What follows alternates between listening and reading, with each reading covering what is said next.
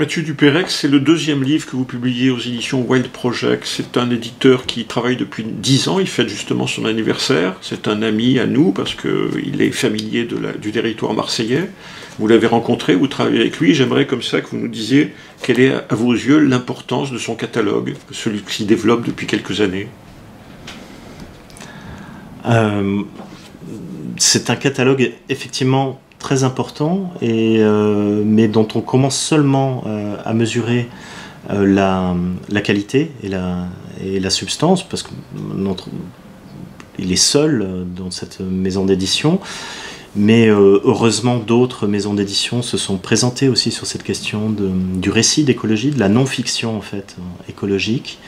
Et par exemple les éditions Dehors qui font un excellent travail, et bien sûr les éditions Zone Sensible, et puis il y a un travail aussi des éditions de la Découverte qui est relativement conséquent, qui fait qu'aujourd'hui en langue française nous disposons d'un répertoire qui commence à devenir substantiel pour décrire ce qui nous arrive.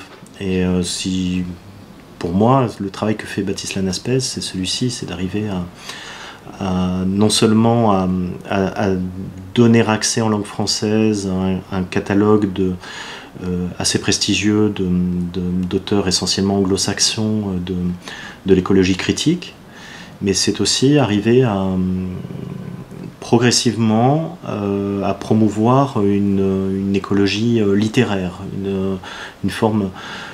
C'est une forme d'écrit qui se cherche, mais encore, on appelle ça natural writing aux États-Unis, mais qui en tout cas trouve progressivement, avec ce catalogue qui fête ses 10 ans, une bonne illustration. Et alors, s'il vous plaît, dites-nous quels les auteurs vous affectionnez. Je ne sais pas, il y a Gary Snyder, il y a Thoreau, mais il y a aussi d'autres auteurs que vous avez découverts grâce à ce catalogue. Et puis vous-même, vous êtes dans une collection qui s'appelle Tête Nue. Qu'est-ce que ça signifie? La collection Tête Nue, si je ne m'abuse, mais je ne peux pas parler trop au nom de l'éditeur, finalement regroupe des récits qui sont souvent des récits justement hybrides entre l'essai naturaliste et le récit biographique ou le récit littéraire.